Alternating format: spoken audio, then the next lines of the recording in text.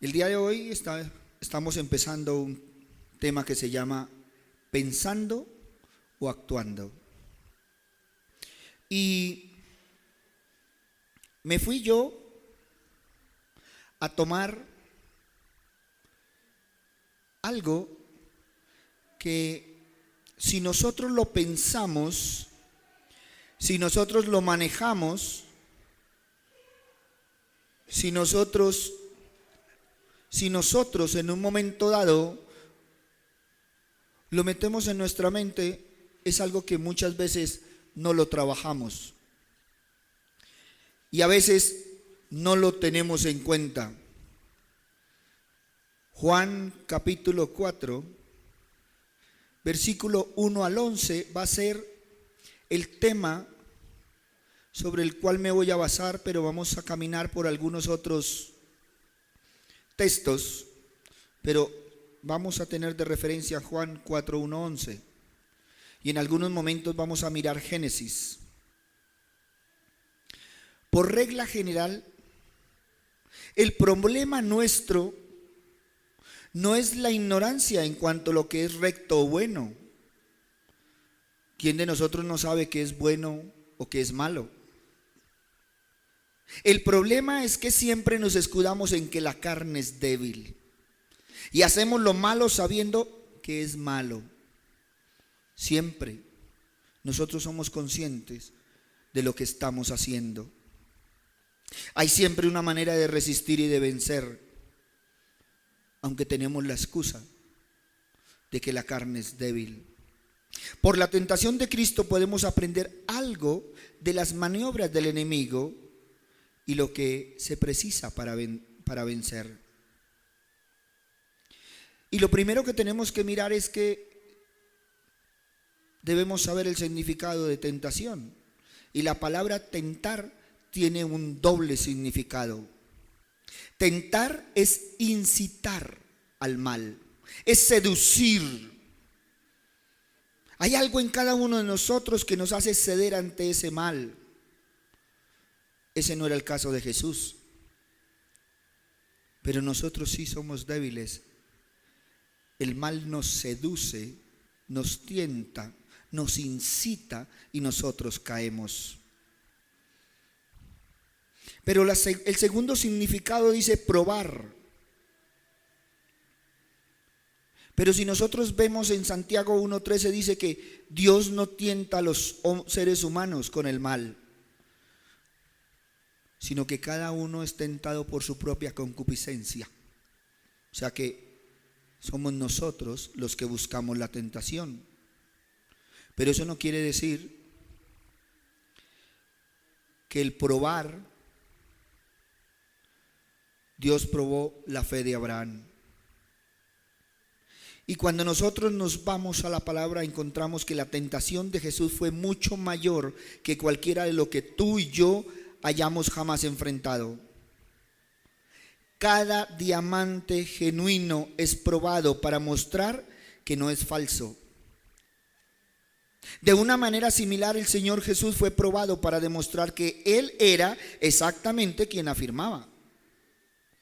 Ese fue el preciso motivo por el cual el Señor Jesús fue probado. Él debía poner en evidencia, Él debía demostrar que Él no podía ser vencido. Su prueba era mayor que las nuestras para que Él pudiera ayudarnos en el momento de la prueba. Nosotros sí tenemos un límite para soportar. Porque si tú me enfrentas con una tentación y aumentas la presión sobre mí, finalmente yo sucumbiré. Porque ahí llegará un momento en que no resisto. Pero Cristo no cedió, aunque la presión continuó aumentando. Por eso entremos a mirar la tentación de Jesús. Pero mirémosla en contraste con la prueba a la que fue sometida Eva. Porque mientras que Jesús fue probado en el desierto, Eva fue probada en un jardín. Ahí vamos a arrancar a mirar las tentaciones. Génesis capítulo 1, Génesis 3, capítulo 6, por favor.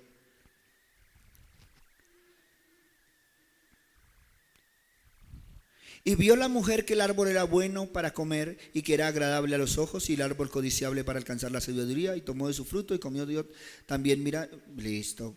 ¿En dónde estaba ella? En el jardín del Edén. Juan capítulo 4, versículo 1 al 3.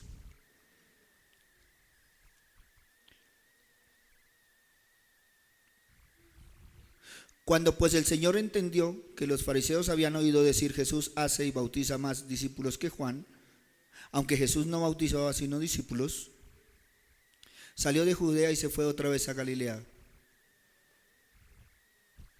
Espéreme. Ah, sí. Sigue. Y le era necesario pasar por Samaria. Creo que estamos tomando mal el versículo, pero bueno. Igual, si no estoy mal,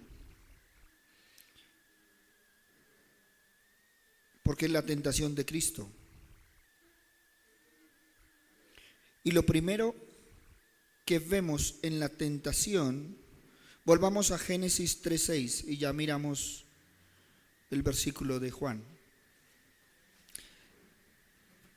Dice: y vio la mujer que el árbol era bueno para comer y que era agradable a los ojos. Lo primero que tenemos que entender, que la primera tentación a la cual fueron sometidas Jesús y Eva fue una tentación física. La primera tentación que ellos reciben es física. En Génesis 3:6 dice que ella vio que el árbol era bueno para comer. Y ahora sí miremos Lucas capítulo 4, versículo. Lucas 4, versículo, miremos el 1. Jesús, lleno del Espíritu Santo, volvió del Jordán y fue llevado por el Espíritu al desierto por 40 días y era tentado por el diablo y no comió nada en aquellos días, pasados los cuales tuvo hambre. Entonces el diablo dijo: si eres hijo de Dios, di a esta piedra que se convierta en pan. Mire que en ambos le está hablando de la parte física. Ahora veamos primera de Juan, capítulo 2, versículos 15 y 16. No améis al mundo ni las cosas que están en el mundo. Si alguno ama del mundo, el amor del Padre no está en él. Versículo 16. Porque todo lo que hay en el mundo, los deseos de la carne, los deseos de los ojos y la vanagloria de la vida, no proviene del Padre, sino del mundo. Por lo tanto, la tentación para el cristiano es la pasión de la carne, los malos deseos de la naturaleza humana. Vemos que el enemigo le dice que convierta en pan, y a Eva le muestra que es codiciable el fruto. Por lo tanto, lo primero que hace la tentación es a dudar. Entra a hacernos dudar de las cosas. Si tú miras en Lucas 4,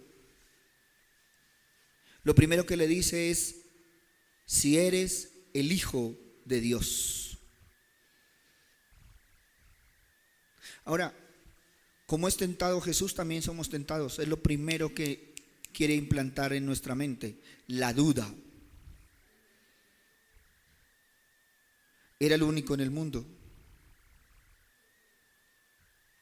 Y viene a preguntarle que si es hijo de Dios, sabiendo que en unos versículos atrás decimos que Dios el Padre afirmó: este es mi Hijo amado. Sin embargo, él quiere poner la duda no solo en la mente de Cristo. Cuando usted es tentado, lo primero que hace es meter duda. Muchas veces el enemigo nos tienta a nosotros a dudar hasta de nuestra propia salvación. Y cuando tú dudas, tienes un problema, y es que no vas a gozar de los privilegios. porque el que duda empieza a no testificar. Y lo triste es que después de la duda empieza a caminar por el mundo. Y la segunda parte que dice es que di que estas piedras se conviertan en pan.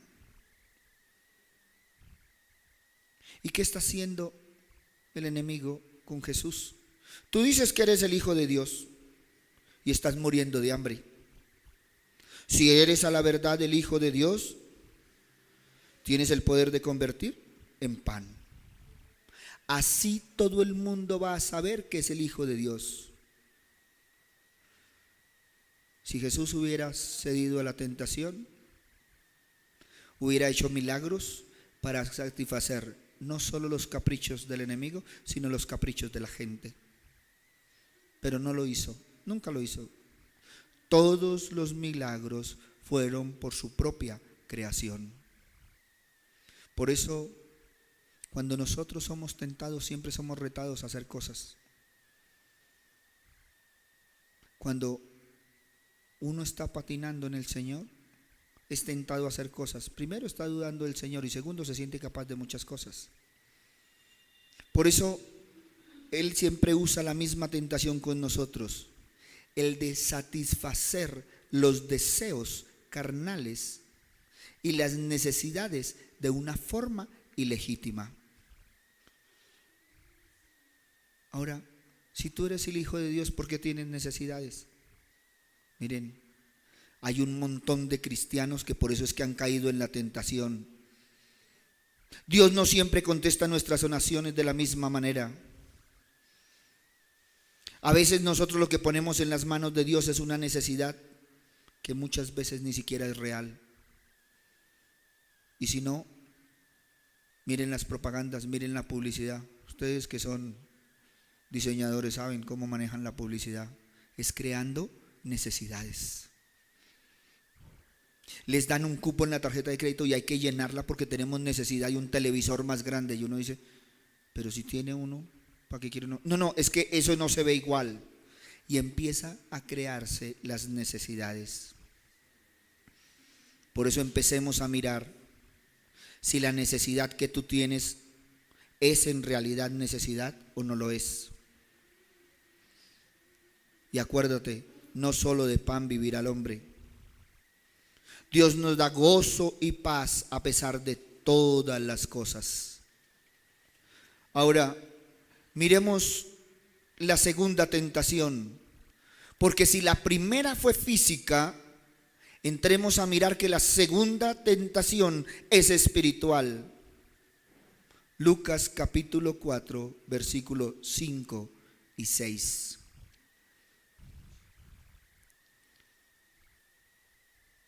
Y le llevó el diablo a un alto monte y le mostró en un momento todos los reinos de la tierra. Versículo 6. Y le dijo el diablo, a ti te daré toda esta potestad y la gloria de ellos, porque a mí me ha sido entregada y a quien quiera yo la doy.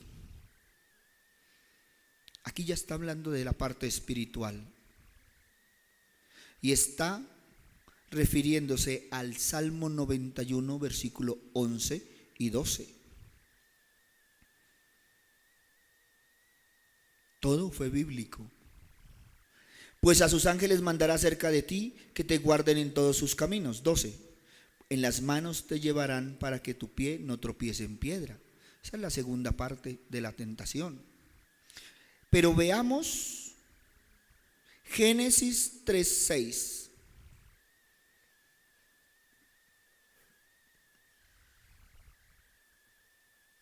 Y dice que vio la mujer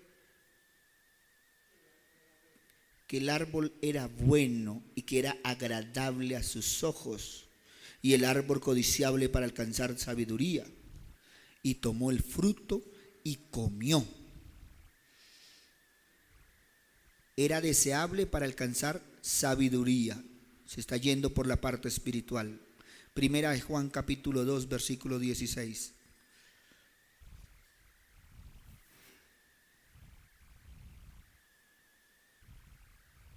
Porque todo lo que hay en el mundo, los deseos de la carne, los deseos de los ojos y la vanagloria de la vida, no provienen del Padre, sino del mundo. Por lo tanto, para el cristiano corresponde a la arrogancia de la vida.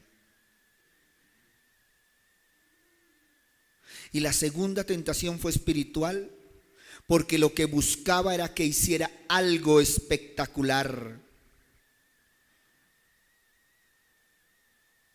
Era una invitación a hacer algo público. A veces el enemigo nos tienta a hacer el ridículo en público, a hacer cosas espectaculares, porque siempre busca que haya mucha gente alrededor. Miren, a veces nosotros no tenemos en cuenta y nos creemos supermanes y creemos que todo el mundo nos va a aplaudir, que todo el mundo nos va a seguir. Esa es una maniobra sensacional para llamar la atención a sí mismo. A veces no somos los mejores líderes, a veces nuestra influencia no es positiva y arrastramos la gente a cosas negativas. Pero igual cada uno tiene su libre albedrío, pero examinemos nuestro corazón. Siempre somos tentados a hacer algo sensacional, porque Él sabe aprovecharse del orgullo, de ese orgullo que impide a muchos que se acerquen a Dios. Miren, cuántas veces nos ha seguido, nos ha hecho caer en tentación de que nosotros debemos hacer cosas de memoria, de hacer cosas espectaculares, de hacer cosas sensacionales, donde nosotros nos podamos jactar de las cosas, porque a veces disfraza su jactancia en la ropa de alabanza con el Señor. A veces esa arrogancia llega a ese ropaje. Es que somos los que más alabamos. Es que si usted viera cómo adoro al Señor, es que si viera mi compromiso con el Señor, y nos jactamos de cosas que deberían ser naturalmente espirituales en nosotros. Si eres realmente un hijo de Dios, debe ser que tienes poder sobrenatural. Muéstralo y así todos vamos a saber que hay mérito, que eres cristiano. El mundo siempre pide algo a la vista. El mundo le fascina lo místico, quiere algo que pueda ver, le llama la curiosidad y la tentación. Por eso todo lo sensacional puede dejarte en un desastre. A veces eso te puede llevar a muchos problemas. Sobre todo te lleva al principal problema: arruina tu testimonio. Mucho cuidado. Y si no, tenemos el ejemplo más sencillo. Miren los borrachitos. Siempre hace el ridículo porque el trago cumple su función. Y siempre quiere ser espectacular y después es el hazmerreír de la fiesta. Por eso el primero fue físico, el segundo fue espiritual, pero el tercero fue psicológico. Juan capítulo 4 versículo 8 y 9. Lucas. Respondiendo Jesús le dijo: vete de mí, Satanás, porque escrito está: al Señor tu Dios adorarás y a Él solo servirás. 9. Y le llevó a Jerusalén y le puso sobre el pináculo del templo y le dijo: si eres hijo de Dios, échate de aquí para abajo. Génesis capítulo 3 versículo 5.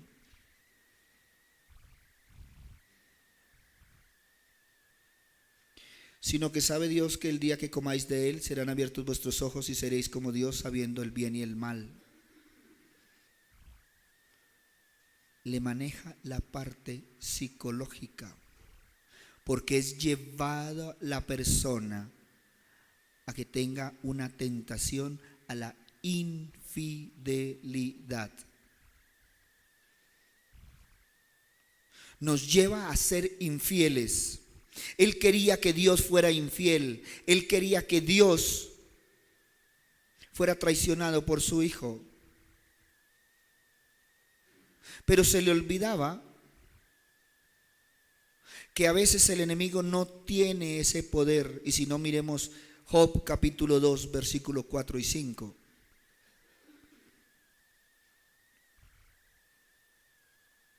Respondiendo dijo a Jehová: piel por piel, todo por el hombre dará su vida. 5.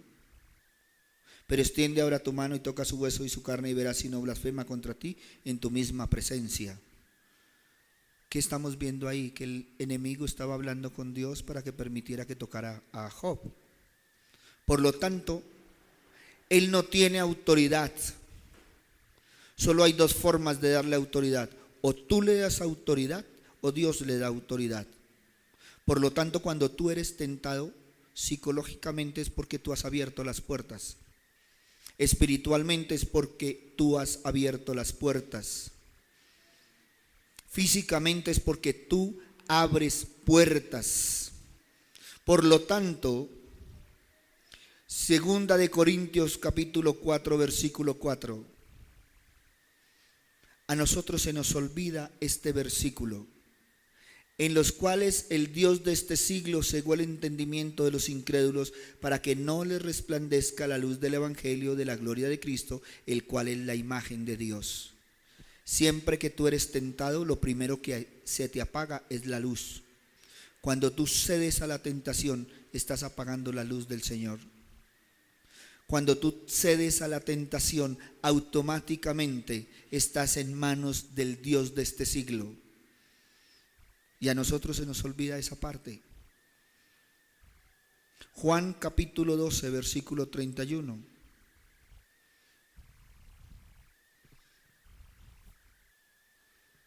Juan capítulo 12, versículo 31. Bienvenidas.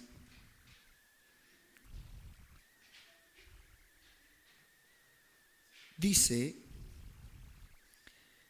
ahora es el juicio de este mundo, ahora el príncipe de este mundo será echado fuera.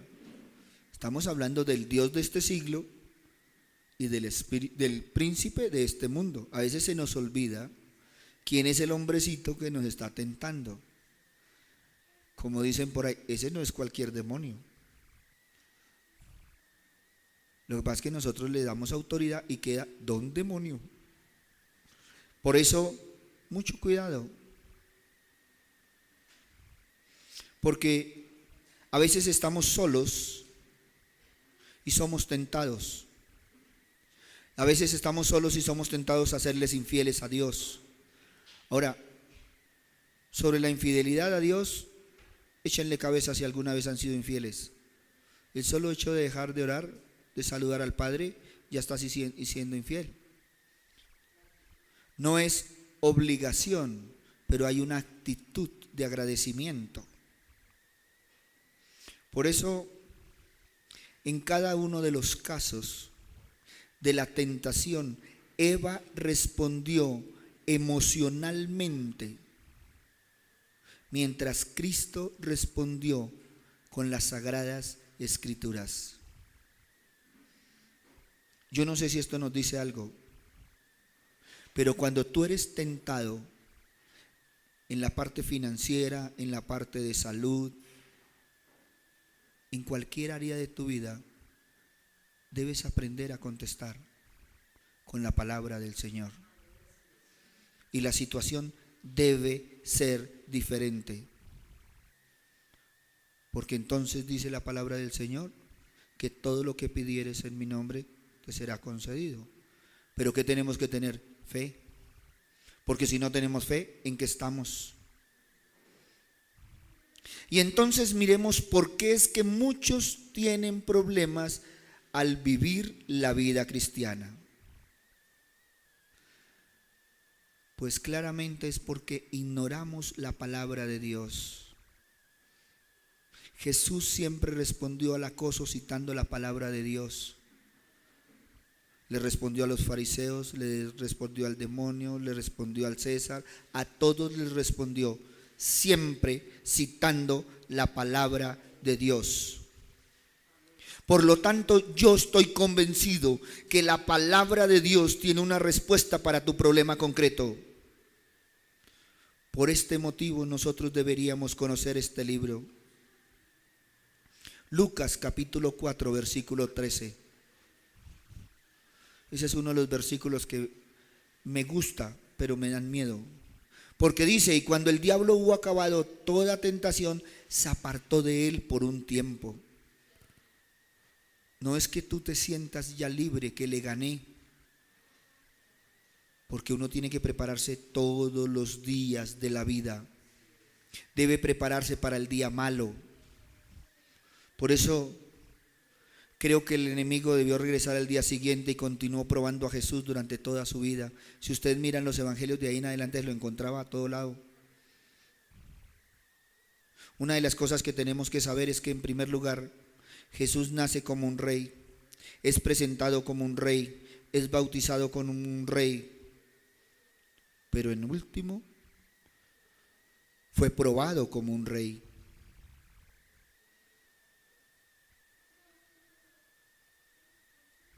Pues el Señor dijo que nosotros somos reyes, sacerdotes y profetas. ¿Cómo tenemos que ser probados nosotros? Como reyes. ¿Cómo contestamos a veces a la tentación?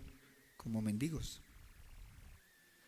Deberíamos contestar a la misma altura del Señor. Porque si te paras en las Escrituras, el enemigo huirá de ti. Por lo tanto, esta prueba reveló varias cosas. La primera, que el enemigo es una persona. Porque si ustedes leen la tentación completa, el enemigo es tratado como una persona. Esto debería ser la respuesta de cualquier creyente en la Biblia que tenga preguntas o dudas sobre el enemigo. Porque algunos dicen a hoy que no existe, que eso es psicológico de nosotros. Pero también otra cosa que nos hace ver la tentación es la forma sutil, esa insinuación sutil. Primero le dice a Jesús que si es hijo, después le dice que convierta el pan. Imagínense convirtiendo piedritas en pan. Ahora, ya lo había hecho. Él lo hace después. Cuando nosotros lo leemos, él dice que más adelante no alimentó como a 5,000 en el tiempo de Dios, no en el tiempo del enemigo. Por eso el enemigo siempre está pidiendo que nosotros demostremos lo que nosotros somos en el Señor. Pero Jesús no hizo ningún intento para enfrentarse con él. No cometió ningún crimen ni no hizo nada diferente a pararse en la palabra del Señor. Él lo único que contestó fue en bien. Y él le dice que el pan es el sostén de la vida. Y el convertir las piedras en pan hubiera sido una buena acción. Pero el mal inherente estaba en la forma sutil que el enemigo se mete. Él quería que Jesús se apartara de la voluntad de Dios.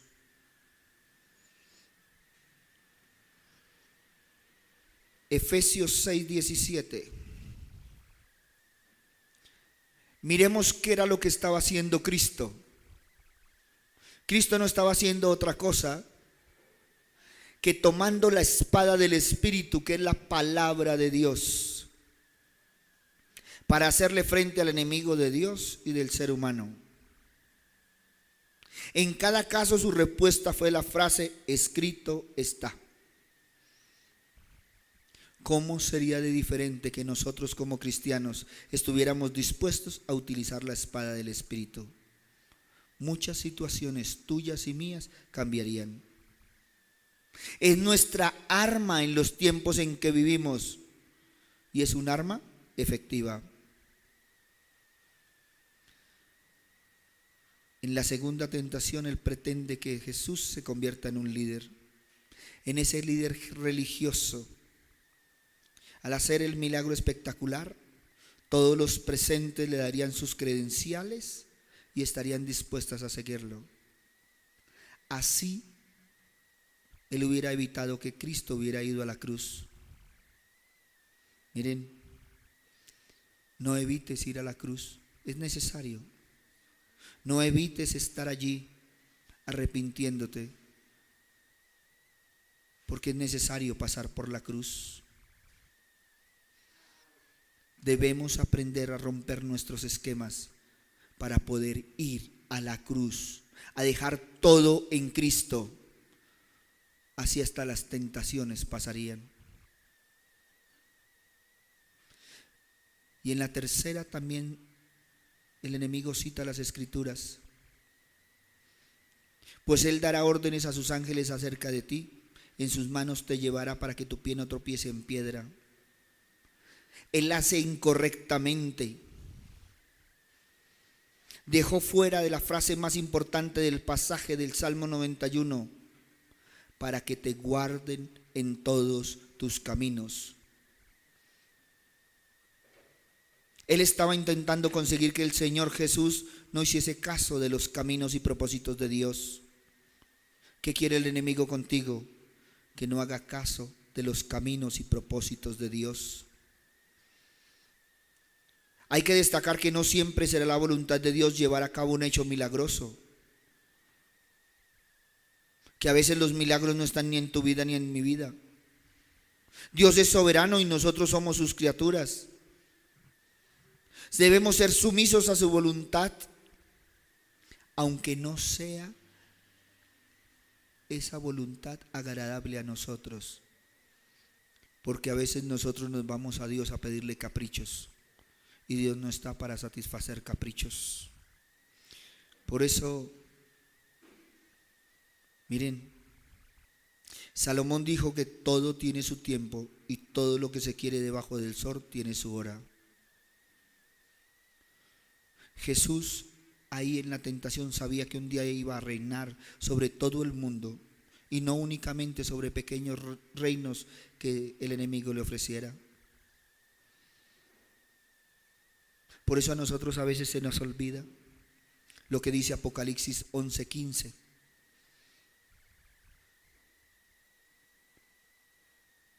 Nosotros como cristianos se nos olvida la palabra y dice que tocó la trompeta y hubo grandes voces del cielo que decían: los reinos del mundo ha venido a ser de nuestro Señor y de su Cristo, y Él reinará por los siglos de los siglos.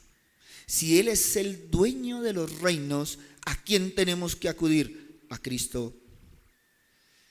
Porque dice Apocalipsis 5:10 que nosotros también reinaremos con Él. Por lo tanto, si Él tiene todos los reinos, nosotros también somos partícipes, porque Él nos ha hecho para nuestro Dios reyes y sacerdotes y reinaremos sobre la tierra. Tú y yo tenemos los reinos. ¿Qué nos ha faltado? Ser espirituales.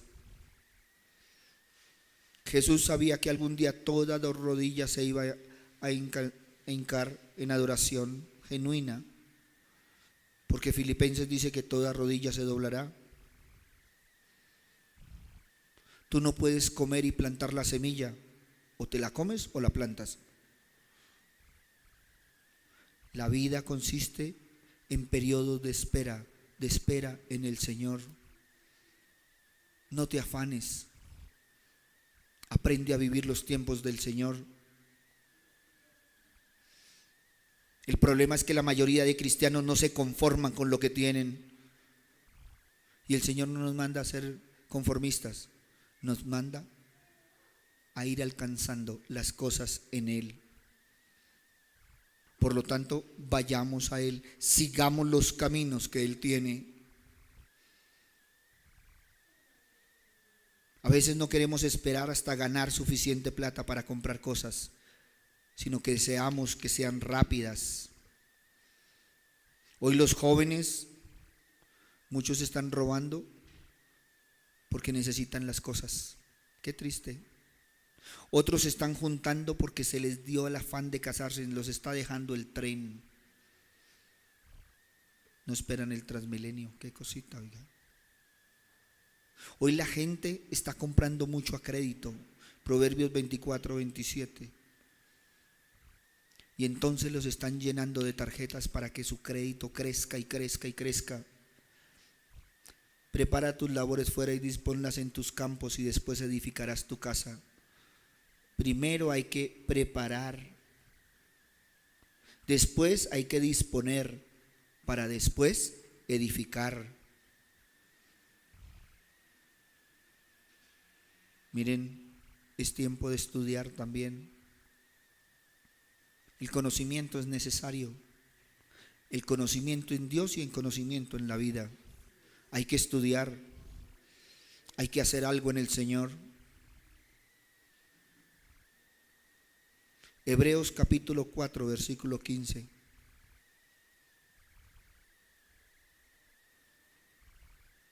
Porque no tenemos un sumo sacerdote que no pueda compadecerse de nuestras debilidades, sino uno que fue tentado en todo según nuestra semejanza, pero sin pecado. Nunca se te olvide que Jesús fue tentado por nosotros.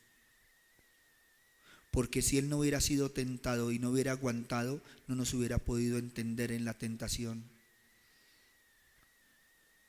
Por eso es que nosotros podemos ir a Él a pedirle, porque Él sabe cómo son las cosas. Él puede socorrernos a nosotros cuando somos tentados. Hebreos capítulo 2, versículo 18. Pues en cuanto Él mismo padeció siendo tentado, es poderoso para socorrer a los que no son tentados. Por eso no saques excusas. Cuando tú estés en tentación ya sabes a quién ir.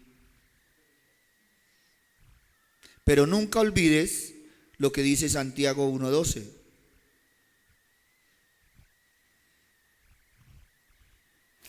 Bienaventurado el varón que soporta la tentación, porque cuando haya resistido la prueba recibirá la corona de vida que Dios ha prometido a los que le aman. Yo no sé cuántas coronas ha ganado. Esto no es como un reinado, pero yo no sé cuántas coronas ha ganado cuando ha sobrepasado la tentación, o cuántas coronas ha perdido cuando has caído en la tentación. A veces caemos en la tentación y arrasamos la corona. Se nos olvida que somos reyes, pero un rey sin corona, un rey sin reino. Y cuando tú dejas de ser rey, también dejas de ser sacerdote. Y entonces, ¿qué pasa cuando no ejerces el oficio de sacerdote? Tu altar está inservible. Por lo tanto, ¿cómo vamos a ser el varón bienaventurado sin ser tentado? Todos somos tentados. La diferencia es cómo respondemos a la tentación. Y cuando tú y yo somos tentados, nos da la oportunidad de vencer al enemigo. Al decir que no, estamos diciendo que amamos a Dios demasiado como para hacer tal cosa. Pero cuando tú cedes a la tentación, caes, patinas, estás demostrando cuán grande es tu amor por Dios. Por lo tanto, podemos examinar nuestro corazón. ¿Cómo estamos con el Señor? A veces nos quedamos pensando y nos falta actuar. Acuérdate que la tentación te da la oportunidad para desarrollar tu carácter como cristiano. Por lo tanto, podemos examinar cómo anda nuestro carácter con respecto al Señor. Y lo más importante, 1 Corintios capítulo 10, versículo 13.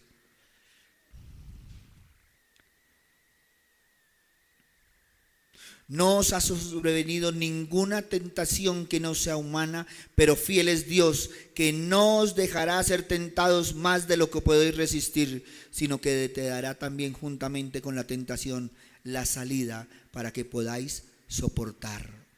Ustedes y yo tenemos garantizada la victoria en la tentación. ¿Cuál es la diferencia? El camino que cogemos. ¿Cuál es la diferencia? Que a veces somos tan enclenques espiritualmente que ya no aguantamos.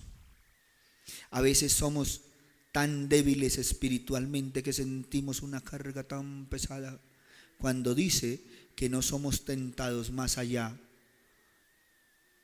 de lo que podemos resistir. Yo no sé cuál es tu resistencia. A veces toca ir al eléctrico porque la resistencia está como regular. A veces parece nuestra resistencia como el arbolito de Navidad, prende y apaga, prende y apaga. Por lo tanto, siempre que tú eres tentado, el Señor te dará la salida. Por lo tanto, si te has metido en tentación, busca la salida del Señor. No sea que en tu caminar te metas más en tentación. Y estamos hablando de pensar y actuar. Creo que ahí están quedando muchas cosas para actuar. Acabo de volar en la predicación. Creo que fue muy rápido, pero espero que haya quedado algo. Porque es que esto eran 12 hojas. Y predicarles a ustedes 12 hojas, eso es un camello en 40 minutos. Pero debemos ser respetables con el tiempo. Miren, cuando ustedes vayan a hablar de tentación, acuérdense de esto, de estos versículos claves. Cuando usted crea que es el que mayor resiste, acuérdese. Yo no sé si su problema es financiero, no sé si su problema es de salud, no sé en qué área estás atacado, pero una de las cosas que sí tienes que saber es quién tiene las llaves de tu corazón. Porque en la tentación lo primero que usted entrega es las llaves. A veces lo que hacemos es entregarle las llaves al enemigo para que él pueda bailar con nosotros. La palabra del Señor nos demuestra que es una persona que ya está vencida. Tengan presente que quien le da autoridad al enemigo en su vida es cada uno. Él no tiene autoridad mientras que usted no se lo diga. Y acuérdese que usted le abre una andija y por ahí entra, le arrasa las rejas, le arrasa la puerta, se lleva las llaves. Y cuando usted quiere limpiar, la palabra del Señor me dice y te dice que el hombrecito sale y se busca 7 más para venir a hacer fiestas. Y a veces entonces nosotros decimos, me libré, ya estoy libre. Nos descuidamos y por eso Efesios capítulo 6 siempre está vigente. Efesios capítulo 6 versículo 12, ¿qué dice? Eso se llama la armadura de Dios. Porque la palabra del Señor dice que debemos estar preparados para el día malo. Y entonces dice, porque no tenemos lucha contra sangre y carne, sino contra principados, contra potestades, contra los gobernadores de las tinieblas en este siglo, contra las huestes espirituales de maldad en las regiones celestiales. Y ahí pueden seguirlo leyendo. Lo que el Señor está diciendo es que tú ni yo tenemos lucha contra sangre y carne. Nuestra lucha es espiritual. Cuando el soldado se va a ir para la guerra, lo preparan sobre el terreno. Cuando el cristiano va a ir para la guerra, empieza a llorar, porque a veces no se ha preparado. A veces le pasa lo de los bomberos, le suena la sirena a medianoche y no sabe qué hacer. Si coger el uniforme, coger la máquina. A veces ni siquiera cogemos las botas y no las ponemos. Es el tiempo en que vengamos al Señor. Es el tiempo en que vengamos a poner nuestras cargas. Es el tiempo de reclamar las llaves. A veces hemos entregado las llaves, a veces hemos entregado nuestro corazón, a veces hemos cedido a las tentaciones, a veces estamos sufriendo porque no hemos visto la salida, a veces nos vamos en la desesperación y cogemos los peores resultados. Muchos cristianos, y lo digo con todo amor, en medio de las angustias van a ver si las cartas le tienen las respuestas. Si el cigarrillo le dice a ver qué pasa. Si el tinto, el chocolate, el café, el perico y todo lo que toman, se ve el rostro ahí del que le está haciendo el mal. A veces nos gusta tanto la superchería y vamos abriendo puertas y vamos entregando lo que tenemos y después nos quejamos que porque estamos como estamos. Nadie más que tú has abierto las puertas, nadie más que tú has entregado las llaves, nadie más que tú has sido fiel o infiel con el Señor. Es tiempo de dejar de pensar y es tiempo de ponerte a actuar. Es tiempo de empezar a caminar los caminos del Señor. Ya está a tiempo de dejar los caminos del mundo. El hecho de que te empalagoce el camino del mundo no es el mejor. ¿Cuántas veces has dejado al Señor esperando una oración, un saludo? Él no necesita de tu oración, nosotros sí, porque es el alimento diario. Pero nosotros le decimos el domingo que es nuestro Padre y no lo saludamos en toda la semana. No lo consultamos en toda la semana. No venimos a Él, sino cuando lo necesitamos en angustias. No venimos a Él, sino en esos momentos de aflicción.